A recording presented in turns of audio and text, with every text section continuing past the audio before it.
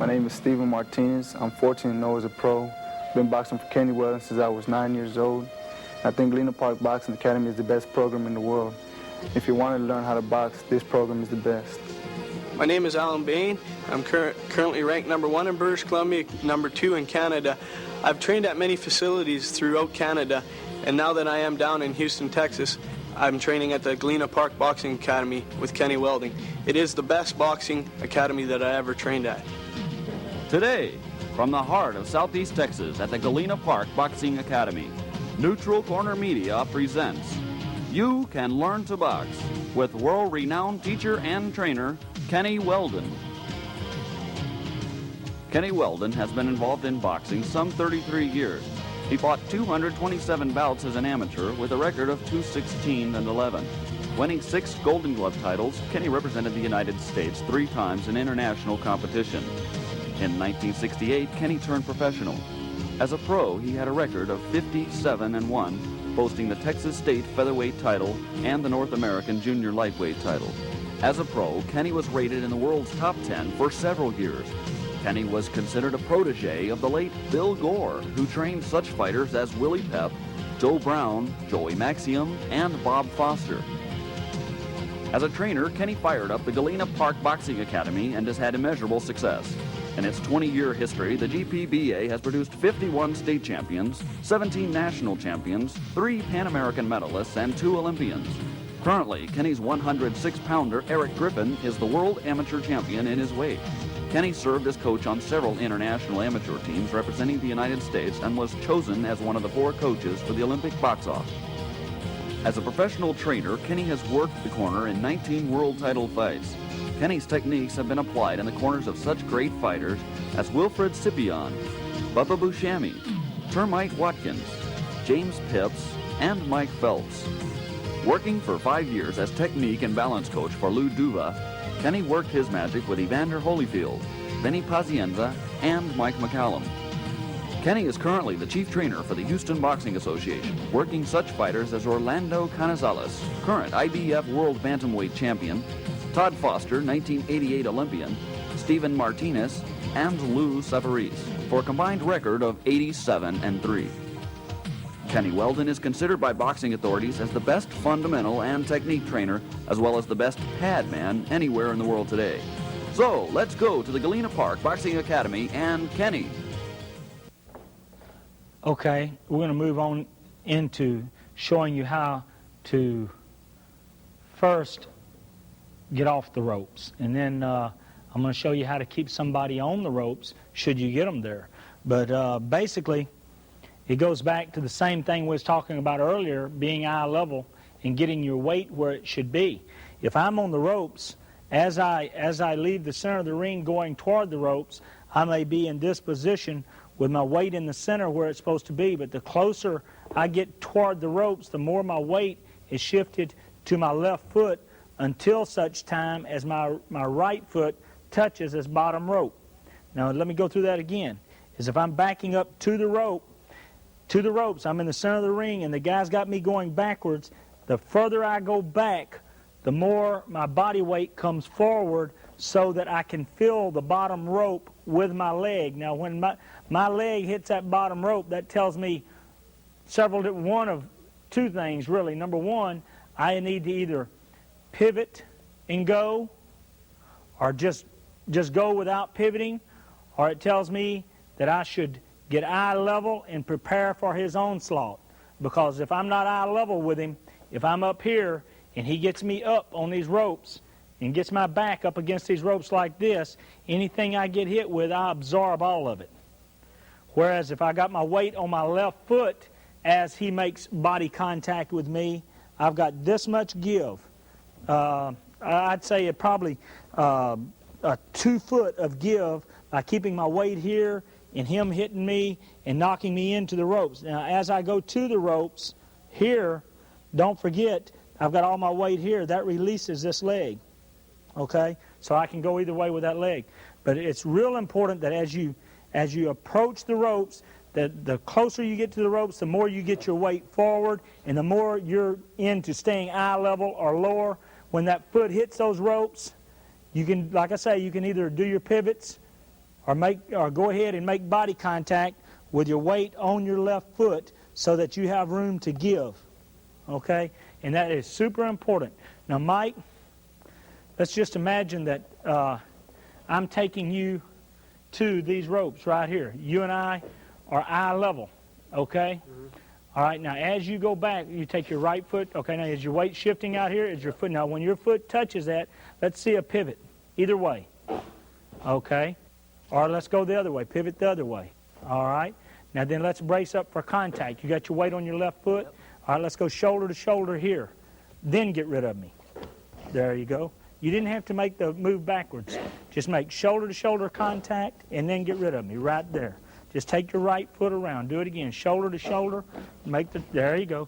And stay eye level. You want to be careful not to get up when you make that pivot. Now get up high. I'll show you why. Here, if he makes a pivot high and I pivot with him and hook, I catch him standing straight up. The idea is that when he pivots, he takes his head out first by going shoulder to shoulder. Then he makes his pivot and stays low so that I can't turn to even see him. I have to look for him when I get ready to try to find him. Okay? Another thing, too, is if I'm going to take him to the ropes, being I am the aggressor now, this is from the other end of the spectrum. This is me taking you to the ropes and me taking you to a corner and wanting to keep you there. Come here. I'm going to take him until his foot hits those ropes, and then I'm going to stop. Okay? I'm not going to chase him right on into the ropes, because if I chase him into the ropes, he can pivot, he can turn me, he can push my head down, he can do whatever he wants to. At the instant I see him make contact on those ropes, I'm chasing him, I'm eye level, and he hits that rope right there, here's what I'm going to do. I'm going to start feinting, and I'm going to make him commit. I'm going to make him commit before I do anything. I'm the aggressor. I took him to the ropes, so I'm going to feint him and make him go that way, and if he goes that way, I'm going to throw the wide right to the body. If he goes that way, I'm going to shoot the left hook. But then I'm going to follow with a combination. I'm not going to try to take him to the ropes and just rush in and get him. I'm going to make him make a commitment. I'll feint him and make him come out to me. I'll feint him and make him go this way, or I'll feint him and make him go that way, or I'll feint him and make him throw one punch or another. If he throws a straight right hand, I'll slip it here, I'll hit him here, and then I'll go.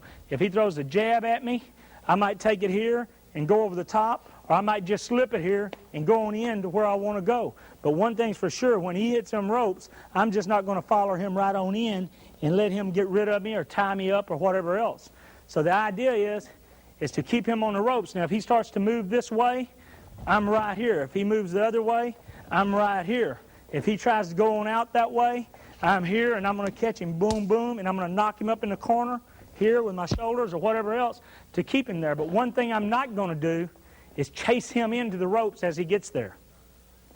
Super important that you're eye level or lower as he goes to those ropes. The instant he hits them ropes, it's super important that you don't overextend yourself to give him the opportunity to get away. So I hope that's understandable, okay? If I want to get out of the ropes and a guy's leaning on me, come here, Mike. Well, let me get over here. You lean on me. If, say, he's just leaning on me and butting me up or whatever else he wants to do, I'll take both hands just like this with boxing gloves on, and I will push him all the way to the canvas if I have to. If he won't go all the way to the canvas, like if he just goes down right there and he's battling it, I'm going to take him and get rid of him right here. I am not going to let him get under here and butt me to death. I'll take his head here. If I can't pull him down, I'll shove him over this way. Or I'll take this hand here and I'll shove him this way. But I am not going to let him pursue underneath me, get me up, and butt me all over my face. That's why you have to practice these things in the ring. You can't just expect them to happen. You say, well, I know how to do it, so when I get in there, I'll do it. No, that's not true. That's not true. What you need to do is take a sparring partner and get in the ring and have your coach stand here and show you the different ways to do things with a headgear and everything on, so that you can practice these things without getting butted, and so that you can go through many repetitions of them. Now let's go through what we've been through so far. Well, number one is as I start going backwards toward the ropes, I have my weight in the center here, but the closer I get to the ropes, the more I get my weight forward. When I hit these ropes, okay, I'm going to do either one of two things. I'm either going to brace and get ready for him and give myself this much room in which to catch his onslaught, or else I'm going to pivot and get away from him. All right? Now, if I can't get away from him and he gets underneath me, come here. I'm going to take him and I'm going to push him all the way to the floor. Or if he's really resisting and I'm pushing him to the floor, I'll take him and spin him into the corner either, or out this way or whatever else to get rid of him. And I'm not one bit past being eye level with him like this. Come here, and taking him and getting rid of him. Say, come on underneath me. Taking and getting rid of him this way. And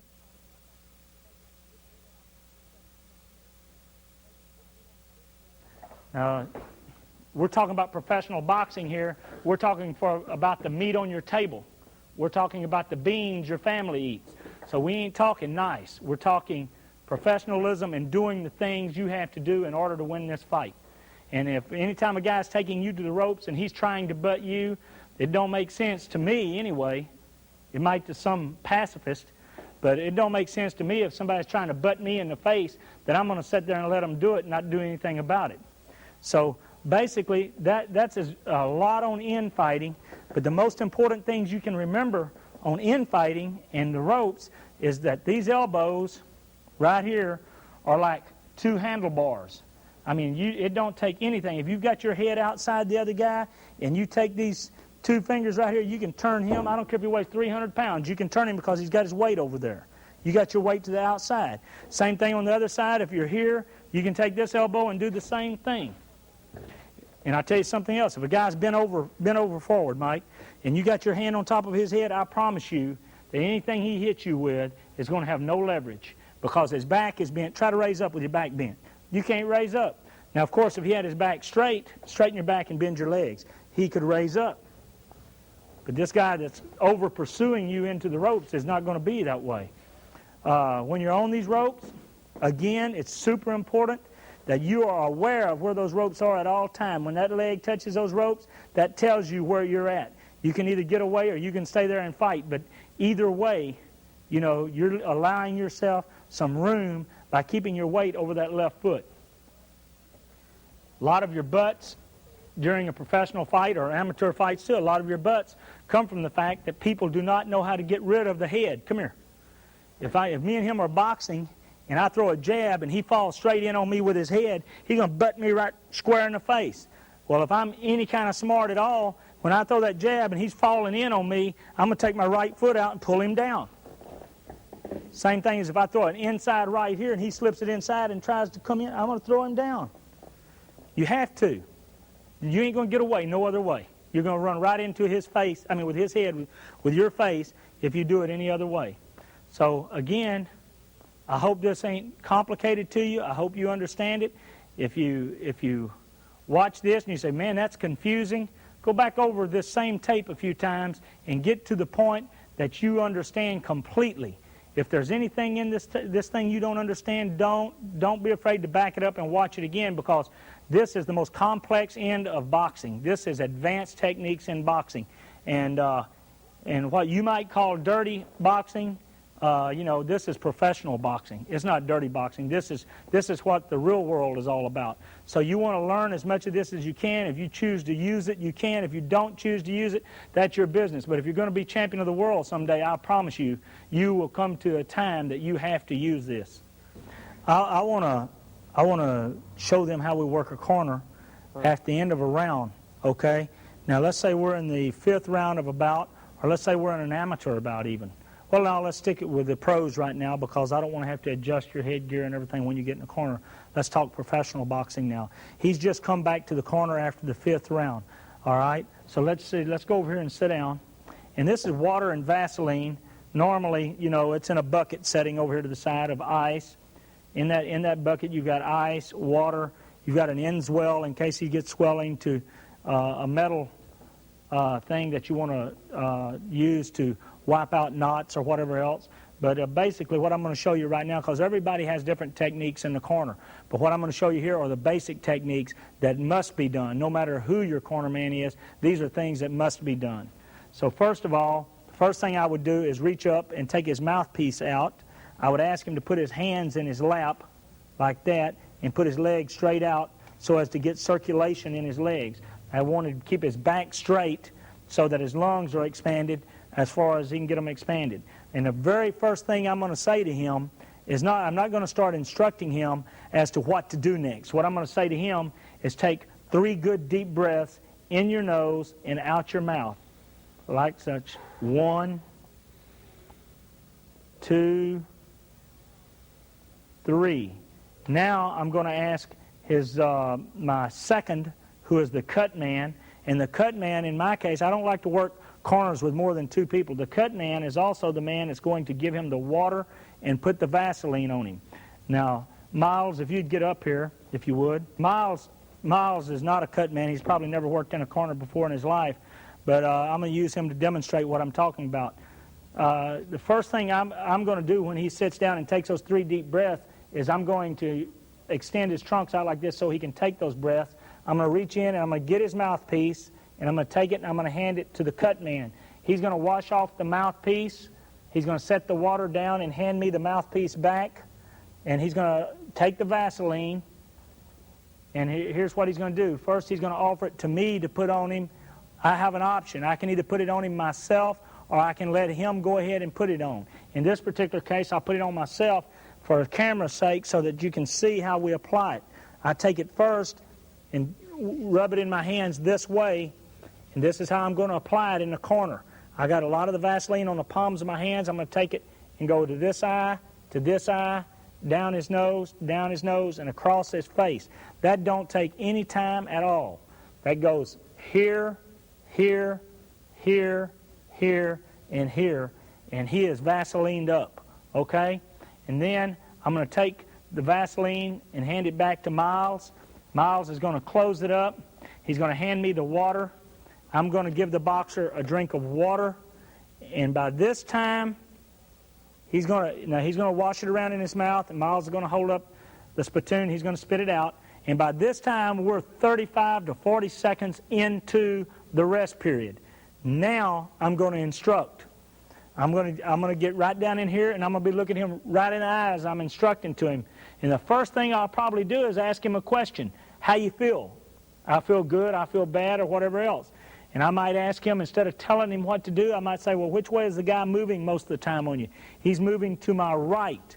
And then I will instruct him as to what to do every time this guy moves to his right. I want him throwing a wide right to the body followed by a left hook. Now you want to watch his jab. He's leaning to his left, so keep throwing that right hand and you'll get to him. At that time, I'll put his mouthpiece back in his mouth. I will get in this position right here. And when the 10-second whistle is ready to blow, I'll lift him up. This is in the early rounds. This is in the 5th round. Later in the rounds, I might stay outside here and wait until the bell rings before I lift him up. But this early in the fight, I'll lift him up at the 10-second warning or so. I'll get out of the ring. I'll take the stool down with me, and Miles will go down in front of me, and we'll be back down there, and he will be ready to go. So now basically what this boils down to, he comes back to the corner, he sits down, puts his hands in his lap, puts his legs out straight. I'm going to reach in and grab his trunks. I'm going to pull them out. I'm going to take his mouthpiece out, hand it to Miles. Miles is going to be washing it off. I'm going to give him 3 good deep breaths. I'm going to take the water, and I'm going to give him a drink of water. I hand it back to him. He hands me the mouthpiece back in my hands. Now I'm going to take the Vaseline, and I'm going to apply the Vaseline, and then I'm going to put the mouthpiece back in his mouth and instruct him. He's ready to go. I'm going to lift him up and send him on his way at the 10-second buzzer. Okay? Now that should be fairly easy to follow. What I don't want in this corner is I don't want Miles or any other man in this corner instructing this boxer. I want him to be sure that the first thing he does when he gets back here is get his deep breaths after he gets his hands in his lap. Those deep breaths are more important than what I've got to say. I want him breathing. Okay? And then when I do say something, I want to get his attention. So the best way to get his attention is not just talking to him as to what to do, 300 different things to do. The best way to get his attention is to ask him a question. Because I promise you, when you ask him a question, you're not going to continue until he gives you an answer. Now, once he gives you an answer, you've got his attention. That's when you instruct. So that is super important. And And that's how the corner should work. You shouldn't have 15 different people instructing. Some guy's got a big old ice bag up here. Some guy's throwing a towel in his face. Some guy's taking his mouthpiece out and getting his fingers all in his mouth and can't get his mouthpiece out, spilling water all over the canvas. You can't do it. It's got to be organized, and it's got to be so that this guy is super comfortable and can listen to instruction and breathe. Now, when he gets ready to go out to fight, he's going to go out there with something maybe the other guy didn't have. He's going to go out there with a strategy. He knows what the other guy was doing wrong. He and I have just discussed it, and we know what we're going to do to overcome his liabilities. So basically, that's what you're doing in the corner. You're helping the boxer. You're not here to look good. You're here to help the boxer, and if you can't help him, you shouldn't be there. All right? So, Miles, I sure thank you. Miles got his first work in a corner there. I might take him up next time we have a pro show somewhere on TV. We might get him on TV. I appreciate that. So anyway, that's basically it. Now, I've been through many a corner with this guy here. I mean, I guess probably, I don't know how many years, and he is one of the top guys in the corner. He listens as good as anybody in the world. Of course, I have to holler at him some, but not much. If you're having to holler at your guy and scream at your guy, that means your guy is not doing what you want him to do. I don't want to have to holler at nobody unless he's not doing what I want him to do. Now, Mike understands this, and most good fighters understand that the best way to win a fight is by listening in the corner. That's if you're in a 10-round fight, you're in that corner 9 minutes. A lot can be said in 9 minutes. A lot of strategies can change, and a lot of fighters can win and lose right here in this corner. Also, too, before I let him out of the corner here, I want you to understand that you as a coach or you as the person working this corner has a lot of influence over what these judges are writing at the end of a round or prior to the next round, whether or not that you can influence. I can tell you how to influence this judge over here. Now, let's say when this bell has rung for that 5th round, let's say it was a very close round, all right? I'm down here, and the first thing I'm going to say when I come up these steps is I'm going to say, all right, Mike, you won that round. Ain't no doubt about that one. They can't give that one to the other guy. That was your round. That's the way to hustle, okay? I'm going to make sure this official sitting here 10 foot away from me is definitely going to hear it. I'm saying that on the way up here, all right? And I'm going to get right here, and I'm going to say, okay, you really hurt him. You really hurt him with those body shots. Just keep working that body. As long as you can keep doing what you're doing, you're winning the fight. Do not give this guy a break. You keep doing what you're doing. Okay, now I'm saying this, with finality. I want that official thinking, geez, if he's already starting to write down the other guy's score, he's thinking, well, wait a minute. That was a pretty close round. Maybe I didn't see it right. But see, that gives this official second thoughts. He is going to be thinking, whoa, wait a minute. Before he writes it down, he's going to have that second thought. So that is a great way to influence an official that is sitting at ringside listening to you. Same thing with if he gets a little nick, a little cut, or something like that. You might, and it's bleeding a little bit. When you stop that bleeding, you're going to say, well, I hope this don't influence the officials. I mean, they see a little bit of blood, Mike. You know how it is. I'm talking to him. You know how it is when they see a little bit of blood, man. They think you're losing. It's automatic. These officials, you know how they are. All right? If I'm fighting in the other guy's hometown, I might say something like, well, hey, listen, you're in this other guy's hometown. Look at that official over there. You think he's going to give you this fight? He knows the guy you're fighting. He ain't going to give you nothing. Look at him. He's just waiting to write down your score. He can't hardly wait. Things like that influence these judges. It has to influence them. They're human. And these are things that you as a corner man must know when you bring this guy to this corner. You must be able to reinforce his willingness to win. You have to reinforce the fact that he is winning and that he is in the fight. If he's losing the fight, you have to do something to motivate him to fight harder or whatever else. But at the same time, you want to be telling these officials what you want them to know. And let me tell you something about amateur officials and professional officials. All of them have favorites. Everybody on God's green earth is prejudiced in one way or another.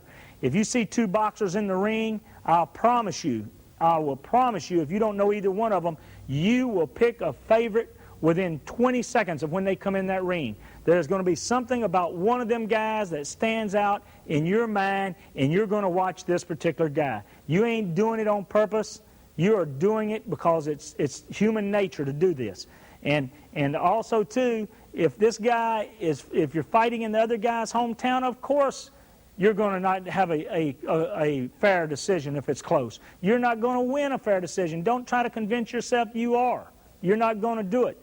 Amateur officials, I can look around the ringside and I can tell you which association of all the associations throughout the United States they're from, and I can tell you which boxer they're going to vote on in a close fight. They're going to vote for a fighter in their own association, or they're going to vote on a fighter in another association. If they've got a friend, another referee or a judge from that association, that guy's going to talk to them and they're going to give the vote. They're going to give their vote that way. I mean, it's an automatic thing. Do not think for 1 second that life is fair and the boxing game is less than that, less than life itself as far as fairness goes. So every advantage you can get in this ring for your boxer, you want it. For instance, say the first round has ended. The referee has not done one thing to get in the way of your boxer or anything else, with the exception of maybe he hollered break and he reached out and pushed your fighter back and the other guy was already back, but he put his hands on your fighter. Call the referee over while he's getting his water and while he's taking his deep breath. Ask the referee, do you have to put your hand on my boxer? I'm talking about in a professional fight. Referee, you keep getting between my boxer and the other guy. Every time you're taking my advantage away. You say that a couple of times in the early rounds, that referee ain't going to get close to your boxer. He's going to be out of his mind trying to stay out of your way. You're going to gain an advantage there. You have to be able to do that. You have to be able to do that as a corner man. Okay? If the referee is mistreating your guy, calling your guy for butts, or let's say he's not mistreating him. Let's say your guy is butting and he's butting bad. It's real easy to say, call a referee over and say, yeah, well, my guy's butting, but watch the other guy. Watch the other guy. Stop watching my guy all the time. Watch both guys. Don't just watch my guy. You're watching the same guy all the time. That's why you see my guy butting. Watch the other guy. This ain't no one-way street, referee. Watch both men. So, then it takes the attention off of your fighter. So anyway, there are several different aspects of boxing that you can bring into play with the officials. And it is your duty, if you're working this boxer's corner, to bring those things into play, because you want to give him every advantage you can possibly give him.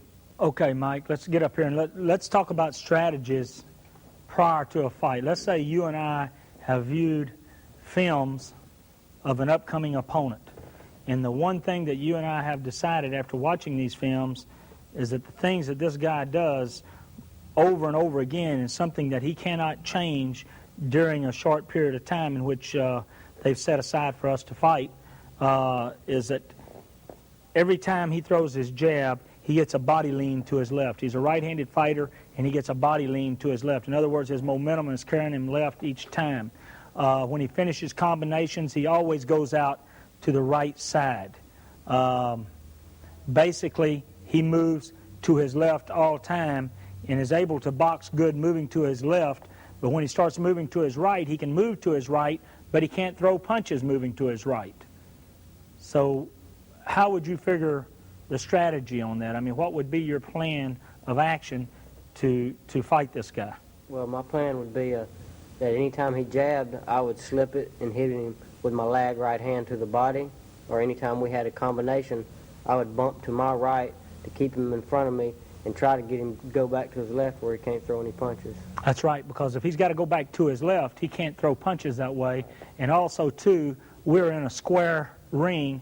That makes him half a fighter because he can only move one way. Is that right? Correct. Now, if he can only move one way and he gets hurt, he's really in deep trouble, right? So the idea is try to make him go the direction that he's not used to going, because he can't punch going that way, and it may take 2 to 3 rounds to get him to doing that, and you may have to walk through a lot of adversities in order to get him to do it, but we know what the strategy is, and if we lose the first 2 to 3 rounds, we're not so much worried about that. If we haven't got him to go that way after 5 rounds, it's time to change strategies, ain't it? Correct. All right? So what you found out through 5 rounds is that, yeah, he does go that way all the time, but the reason he does is he's got such good body strength that he's able to do it. He's stronger than you, okay?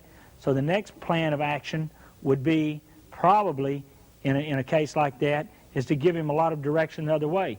For instance, I'd have you moving a lot to your left and making him trying to cut you off and making him come to you more, because he's going to have to be chasing you to his right, which is very hard for him to do. So after the 5th round, you would sit down in the corner, and I'd say to you, okay, here, Mike, we've tried this for 5 rounds. We've lost 4 of them. If we don't change now, we're going to lose this fight. So here's what I want you to do. I want you to start moving to your left, doing a lot of feints, making him lead. Let's make him move to his right and be aggressive moving to his right and see if he can do it. So that's what I'm talking about in changing strategies in the middle of a fight, as opposed to taking a tape and viewing it and watching it and planning a strategy prior to a fight. Now, we may not wait 5 rounds to do it. I'm just using that as an example.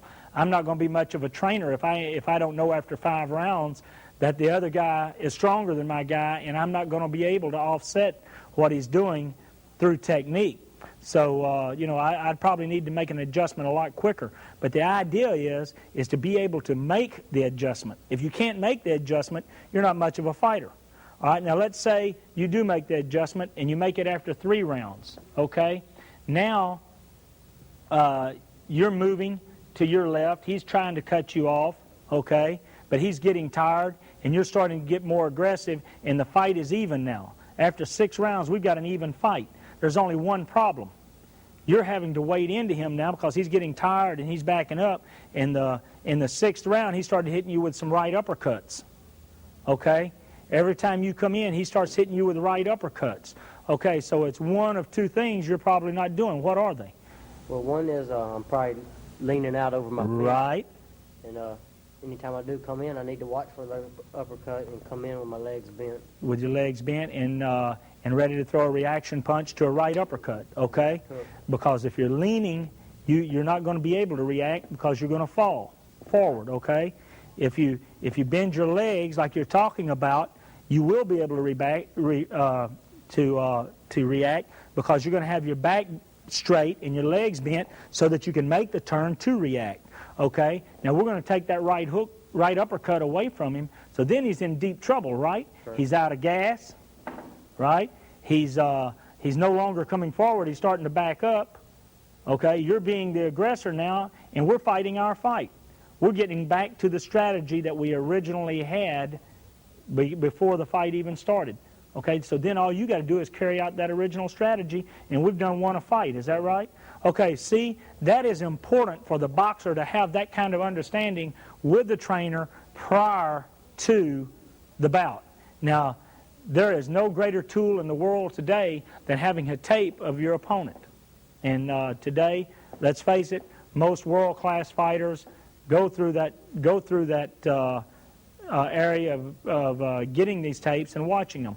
And so that's the strategy. That's the way you plan a strategy for a fight. In a 3-round amateur fight, it's very easy strategy. You know what a good strategy is for an amateur fight? If you train your fighters to fight as aggressive counterpunchers, you 90% of the time will win an amateur fight. I will guarantee you. Aggressive counterpunchers, keep the guy in front of you, feint him, make him commit, and get off. Feint him, make him commit, and get off.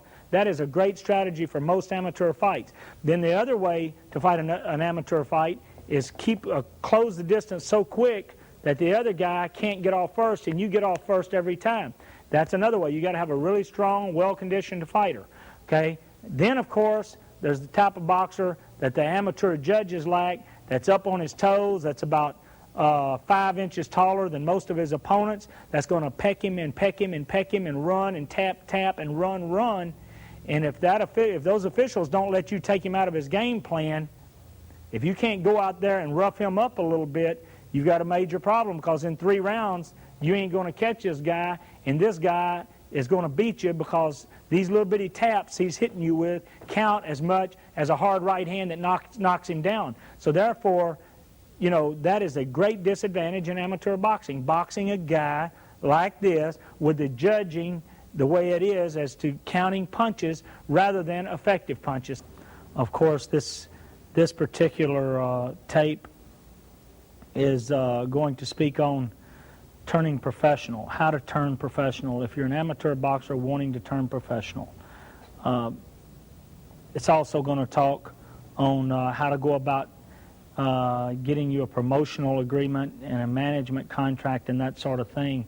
It's not an easy business to get into, and here at the Galena Park Boxing Academy, we will not turn anybody professional unless they have certain qualities about them that sets them aside from other boxers. I don't believe in turning people professional for the sake of them saying they're a professional boxer. I don't believe in putting together a stable of boxers that's just a meat wagon for other promoters and managers. I'm not in this business to train anyone that does not have the ability or the potential to become a world champion. If you don't have the potential to be a world champion, you know, it wouldn't do you any good to come to a person like me.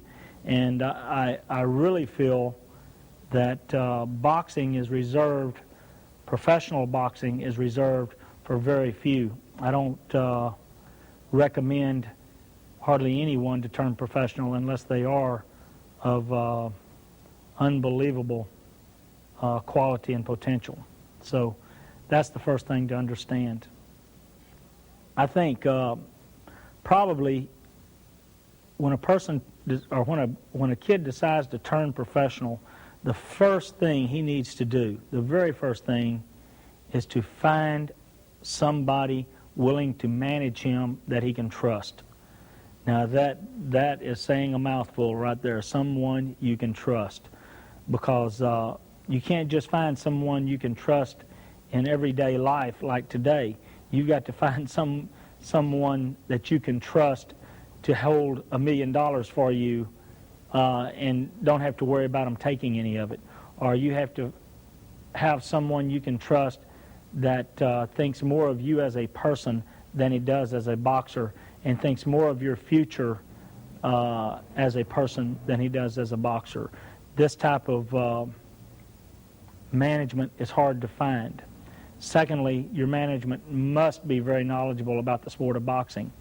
There are so many sharks in the water out there that even though he may feel as though he's knowledgeable and he hasn't been around much, he's going to find out real quick that he's not nearly as knowledgeable as he thought he was. I mean, to be a promoter nowadays, you have to practically be an attorney. I mean, you have to really know the law and how to deal with legalities involved in promoting boxing, and how to sign fighters and get the most for the least amount of money you pay. So I think probably the best thing I could tell you today, if you were a boxer or if you were a trainer ready to turn your boxer professional, is that there are 3 things that you must have when you turn professional. One is the boxer must have a weekly income. Now, this weekly income is an income derived from his training each day and his preparing for professional boxing matches.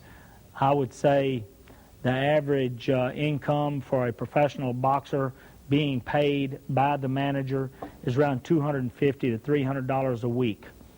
I'd say that if you've got a weekly salary of $250 to $300 a week so that you can get by and you don't have a big family to support or anything, if it's just you, that would be what you would need to begin with.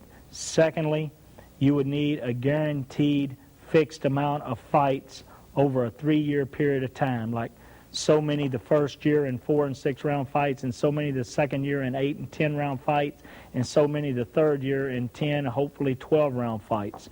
You should have a guaranteed weekly income during that period of time, and you should have a guaranteed fixed sum of money as a minimum guarantee per year on your fights, aside from your weekly income. If you don't have that, then you shouldn't turn professional. Also, if you have no credibility, if you've never won anything but a little local Golden Gloves title, or maybe you haven't even won a Golden Gloves title, maybe you just want to turn professional because you think it's the thing to do and you've got these high hopes that you're going to get rich fighting professional. Well, let me tell you something. It don't happen. It does not happen. 1 in a million make it that way. When you turn professional, you need an extensive amateur background.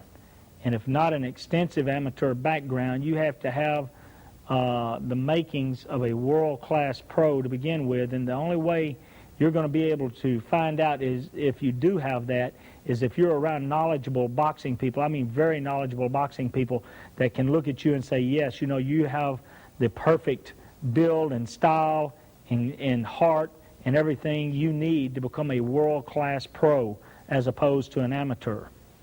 You need that. If you don't have that, then you shouldn't even be considering turning professional.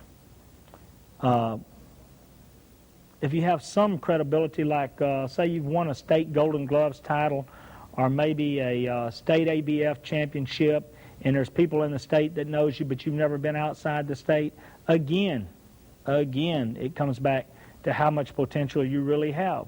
Go to somebody that knows what they're doing and find out how much potential you have. Don't think you know how much potential you have, because you don't. If you're a trainer and you think your boxer has great potential, don't just go by your opinion. Go out and ask other people's opinions. Ask them what they think. Because when you turn your boxer professional, you know, I mean, you're taking a big chance with this kid's career and life as a whole. He may mess around in boxing for 3 or 4 years and get his brains beat around and go nowhere, because you've made a judgment that he's going to be a good professional fighter, and he has a lot of confidence in you.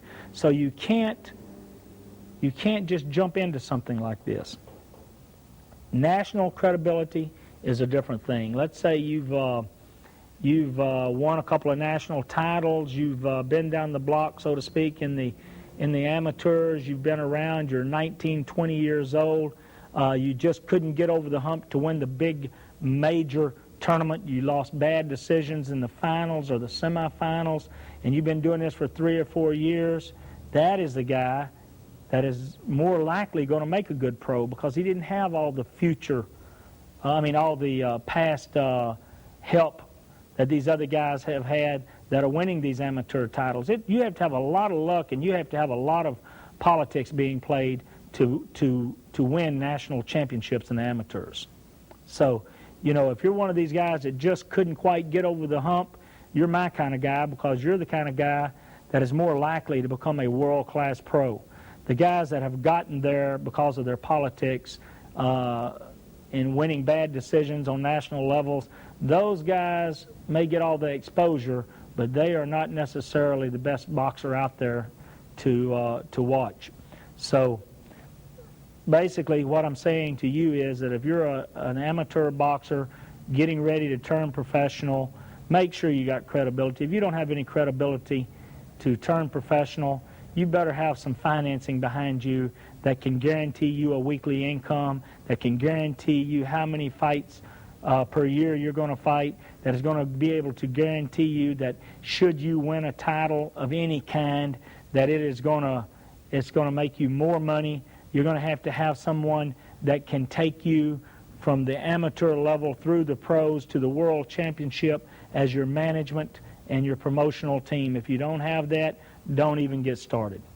So I would say that the best thing you can do if you're just a little local guy that wants to turn pro is think twice about it and go out and find you somebody that's got enough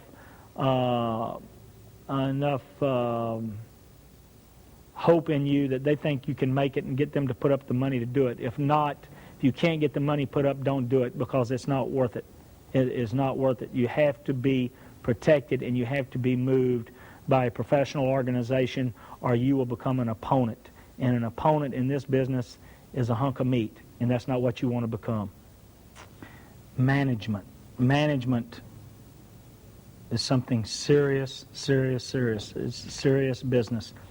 When you discuss a management contract with somebody, you do not go to a boxing gym and sit around in that type of atmosphere and discuss what you're going to do with your life. You go to a business office, you go to a place that you can think, you go to a place that you can think about your career and your future rather than what's going on at the time. If you're in a type of environment where you're working out and everything, and you've just finished working out, or you're tired, or you're all pumped up about signing a professional contract, and you're around all these professional fighters and all this stuff, you will 99% of the time make a major mistake, especially with a manager that's been in the business a long time. He will turn you every which way but loose.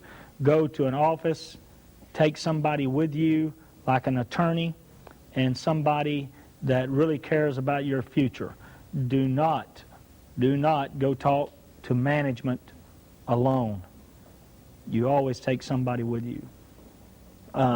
Probably the thing that you look for most when you start to do a contract with a so-called manager is whether or not that manager has promotional contacts with one of 3 or 4 major promoters in the world today. It don't matter if he's doing a little weekly professional boxing show or monthly professional boxing show. If he's not doing television shows, if he's not a good friend and doing work with people like Don King, Lou Duva, Bob Arams, and people like that, you don't need a manager like that. You don't need a manager that has no contacts. Contacts are everything in this business. So you need to hook up with a manager that, now this is assuming now that you're credible enough to do so, but you need to hook up with a manager that can get you on TV. If he cannot get you on TV, he is not worth anything to you. So therefore, that's the first thing you look for. The next thing you look for is if a manager wants to sign a contract with you, and somewhere in that contract, watch for these guys. These guys are the ones that'll get you every time. Watch for this little clause in the contract that says, I'll give you this, I'll give you this, I'll guarantee this, I'll guarantee that. And at the end it'll say, all guarantees are subject to promotional agreement. Oh, what a terrible clause. That is a terrible clause. If that management contract has that and you sign it, you are dead, because you just took all the responsibility off of the manager. And if he signs a promotional contract for you with a major promoter and you're giving him the right to do it by signing that contract, if he signs a major contract with a promoter, that promoter can guarantee you anything he wants. He can guarantee you a penny a fight, and if your manager signs it, that is what your guarantee becomes on your management contract, because it is subject to the promotional contract. So do a straight management contract. Don't even, in your management contract, do not even mention promoters. Do a straight management contract. You want your manager to guarantee you a weekly income over the period of, say, 3 years.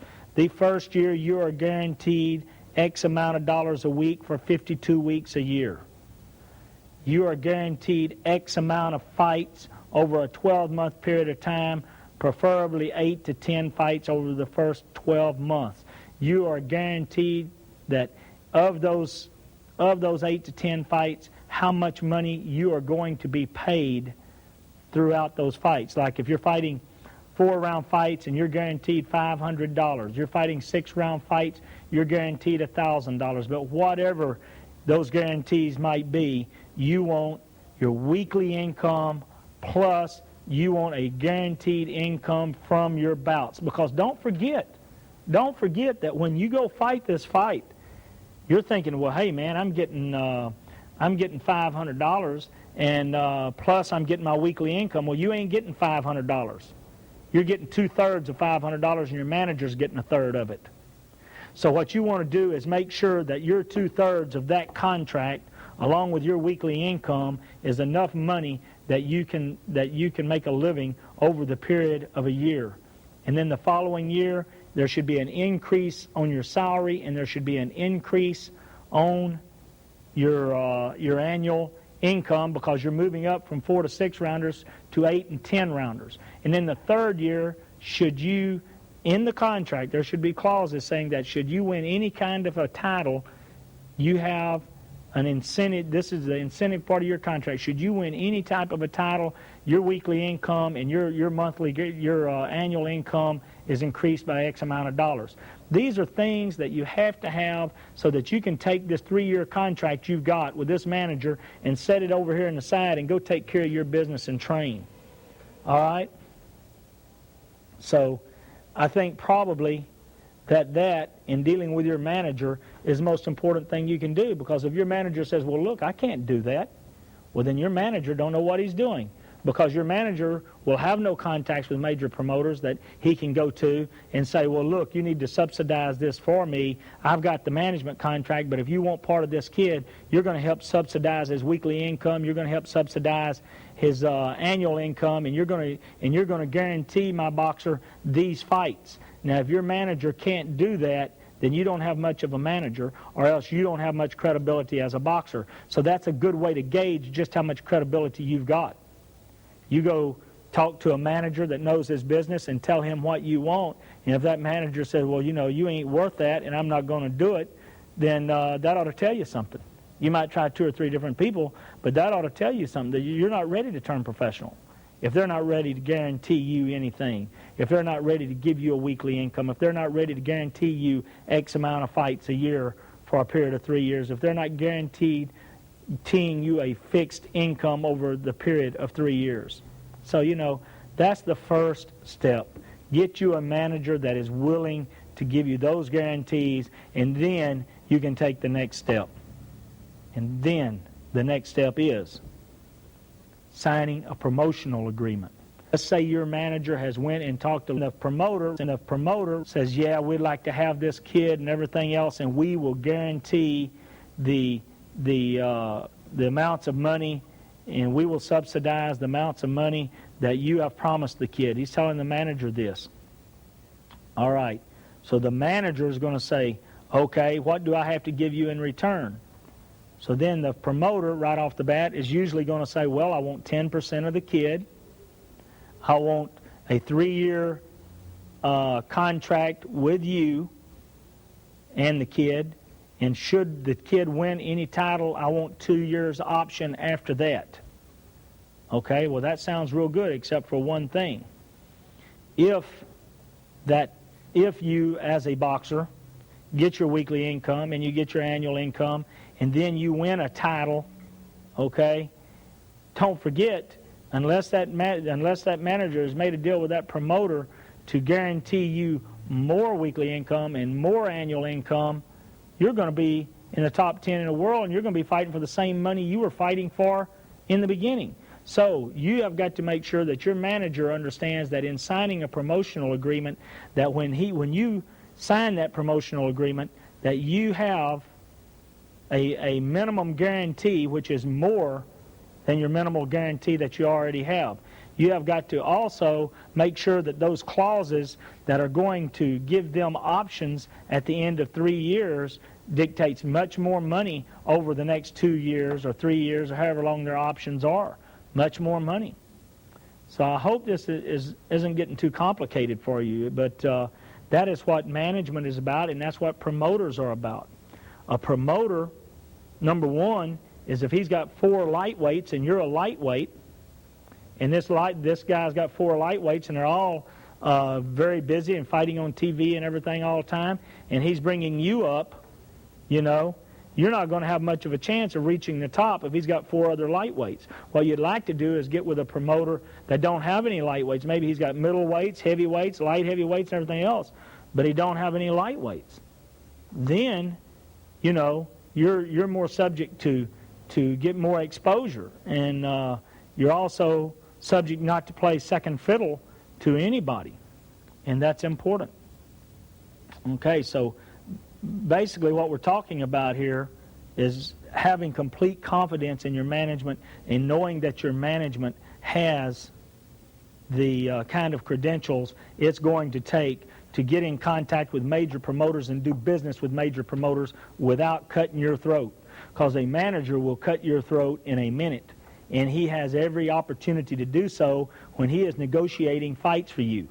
If you're in the, let's say you're going to fight a televised bout in New York. Let's say your management agreement guarantees you that if you fight 10 rounds, your minimum guarantee for a televised bout is $20,000. That management goes and makes an agreement with a promoter that you're going to get $60,000 for the TV fight. But the manager only owes you $20,000 because that's what he's guaranteed in your management agreement. Okay? Now, do you think that this guy is going to come give you 2/3 of $60,000? Of course not. He's going to give you your 2/3 of $20,000. And he'll do it 99% of the time. So that's why you have to be able to trust your manager. If that manager does a $60,000 agreement, he should come to you and say, okay, we've got you $60,000, and man, we are going to do this thing, and we're going to win this fight, and this is what we get if we win. This is what happens if we lose. So that takes a lot of trust. It takes a lot of trust. So, like I say, first, you have to have the credibility. Second, you have to have management you can trust. Thirdly, you have to know what to watch for in management agreements and how much influence promotional agreements with that manager have on what you're actually guaranteed. And last but not least, you have to watch the promoter, because that promoter, to him, you are a number. You are one of thousands of potential fighters he can get out there, and he looks at your life, at you as you having a lifespan of 5 years in this sport, and he wants to get the best 5 years you've got.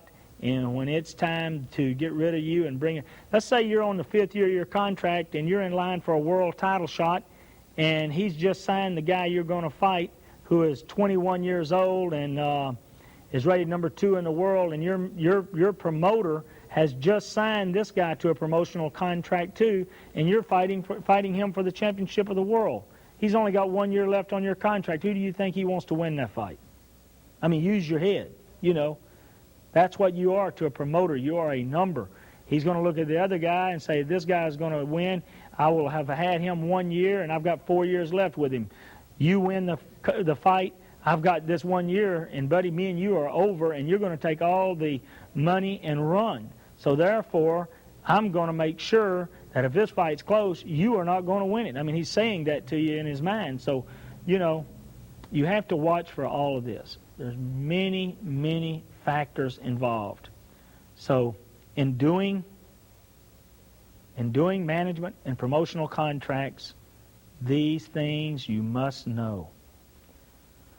Now, for you trainers out there, boy, let me tell you about trainers. Oh, boy, I've done it all. You know, I've been promoter, manager, trainer, swept floors. I do it all. Run my gym. I mean, hey, I've done every single bit of it, including the worst part, being the fighter, being the product. Man, nobody has it as bad as the product. Oh, you are so expendable. You're almost as expendable as a fighter as you trainers are. Almost. That ought to tell you something, trainer. You are the most expendable human being on the face of God's green earth. So when you go up there and you take this young kid and you train him from the time he's 10 years old until the time he turns professional, and you turn him pro, and boy, you say, I don't need a contract. What do I need with a contract? I brought you up from a kid. I brought this kid up, boy, I'm telling you. Well, let me tell you something. When this kid is 10-0 with 10 knockouts, and he has the promoter come up to him and say, well, son, I tell you what, I want you to sign this $1 million contract with me, and we're going to put you on TV, we're going to do this, we're going to do that. There's only one thing. I don't want this stupid old man with you that you got in your corner. We're going on to bigger and better things, and he's holding you up. And I'm going to have you to relocate if you're going to fight for me. Now, I'm going to tell you what I'm going to give you if you're going to fight for me. I'm going to buy your wife a new car. I'm going to buy you a new house. I'm going to give you $5,000 a week. I'm going to let you train whichever way you want to, because I know what you are. You don't need that old man. You get rid of him. Well, let me tell you something. Trainer, you're gone. Believe me, you are gone. You can say adios. Don't think for a second that this guy is going to take you with him. And if he does, it will be a miracle. Because if he does, he's going to take you with him, and you are going to have a terrible dislike for that promoter. And before a year is up, you're going to be gone anyway, because that promoter is the guy that is feeding your boxer the money. You are feeding him friendship, and money will overrule the friendship 99% of the time, and you're going to eventually be gone anyway. Unless, when this boxer goes to sign a management contract, you be put in the management contract. Put your name in the management contract for the same term in which the guy is going to manage your fighter. You are his trainer. You have final say-so as to who he is going to fight, no matter what. If they say he's going to fight a midget over in Singapore, you have final approval. If they say he's going to fight King Kong in Africa, you have final approval. Nobody is going to fight nobody unless you have final approval. You must have that put in your contract, because the manager nor the promoter is going to do right by your boxer. Only you know your boxer's capabilities. Secondly, is you make sure that if that manager signs a promotional agreement with a promoter guaranteeing this fighter, that you are also on the promotional agreement. Because let me tell you what they do then. They say, in the contract with the manager, this is what I was saying, all terms of this contract are subject to the promotional agreement. So if you have it with the manager, when you go to when the promoter signs with the manager, that manager can get rid of you in a split second, because the promotional contract is stronger than the management contract. So you want to be on both contracts. If you're not on it, don't tell these people to jump up. That your fighter ain't turning pro with them, you'll go find somebody else. And your fighter at that time will go along with you 99% of the time, because he thinks you're just taking care of him, which you are, but you're also taking care of yourself. And the fighter's going to go along with it, because at that time he knows how he got to where he's at. You got him there. So, that is super important that you understand that. And you trainers and you boxers out there, beware. Beware of managers and promoters. They are looking strictly at the numbers, and you, buddy, are a number. So this is something that I hope helps you, and we're gonna end with this. I want you to consider what I'm telling you, and next time you get a boxer ready to turn pro, and you think he's ready to turn pro, consider all these factors I've talked to you about today. Okay? Not only can you learn to box, you can learn to manage, you can learn to train, and you can learn to promote. But, hey, all it takes is a little effort on your part and a little bit of watching how to do it. And you're watching the right person and the right people right now to do that. Adios, and I sure thank you. I hope you enjoyed today's segment of You Can Learn to Box. I think I need to point out to you, though, that these particular techniques take many repetitions. You've heard the old saying, repetition makes for perfection. Well, that is exactly right. If you do these things over and over again, and you roll your tape back and go through it 2 or 3 times so that you understand it completely and do many repetitions of it, you will become much better. In order to teach boxing, this is for sure something that you need to do over and over again. So, I hope you learned something from today's segment, and I hope you learned, most importantly, that you can learn to box.